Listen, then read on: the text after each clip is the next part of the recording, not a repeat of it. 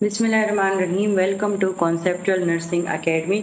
आज की वीडियो में हम यूनिट 5 फंडामेंटल ऑफ नर्सिंग का unit 5 last topic blood pressure को पढ़ेंगे।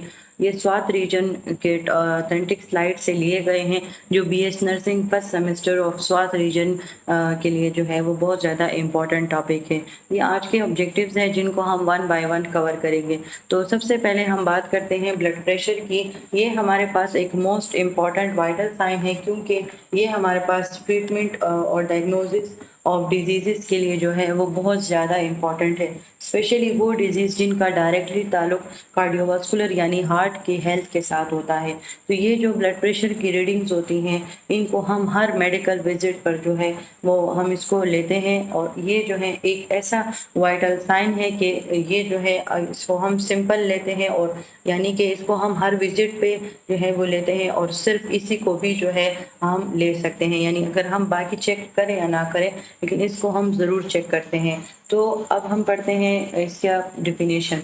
हमारा जो हार्ट है वो एक पंपिंग ऑर्गन है। तो बेसिकली क्या होता है कि जो वेन्स होती हैं वो पूरी बॉडी से डीऑक्सीजनेटेड ब्लड लेकर आती हैं, फिर हार्ट में वो आते हैं। हार्ट से जो है वो आर्टरीज के थ्रू ऑक्सीजनेटेड ब्लड पूरी बॉडी में पहुंचता है।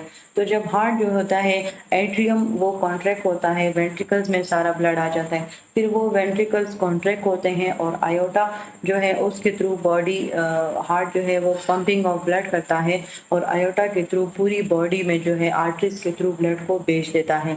अब जो है जब वो लेफ्ट वेंट्रिकल कॉन्ट्रैक्ट होता है, और वो जब ब्लड को आयोटा में जो है वो लेकर जा रहा होता है, वो एक प्रेशर एक्सर्ट करता है। वो जो प्रेशर होता है वो एग्जैक्टली आर्ट्रियल के वॉल्स पर अप्लाई किया जाता है, ताकि ब्लड को जो है वो पंप कर सके। उस फोर्स को यानी उस प्रेशर को जो है वो हम ब्लड प्रेशर बोलते हैं।